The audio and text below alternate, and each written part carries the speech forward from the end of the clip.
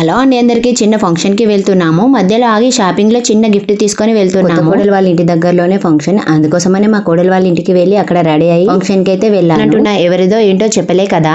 మా అత్తమ్మ వాళ్ళ రెండో చెల్లి మనవరాలి 21st నేమ్ సెరమనీ. మా అత్తమ్మ అక్కడికి నాకన్నా ముందే వెళ్ళింది. మేము వెళ్ళేసరికి పురుడు పోవడం అయిపోయింది. ఫంక్షన్ కూడా స్టార్ట్ అయ్యింది. మధ్యాహ్నం అయింది, లంచ్ టైం కూడా అయింది. అందుకే ముందుగా అందరం కలిసి భోజనాలు చేసాము. ఈ చిన్న చిట్టి తల్లికి గిఫ్ట్ ఏం తీసుకొచ్చానో చూపించలే కదా. కాళ్ళ కడాలను డ్రెస్ తీసుకొచ్చాను. నేను తీసుకొచ్చిన ఈ చిన్న గిఫ్ట్ ని మా చిన్న బంగారు తల్లికి ఇచ్చేసాను.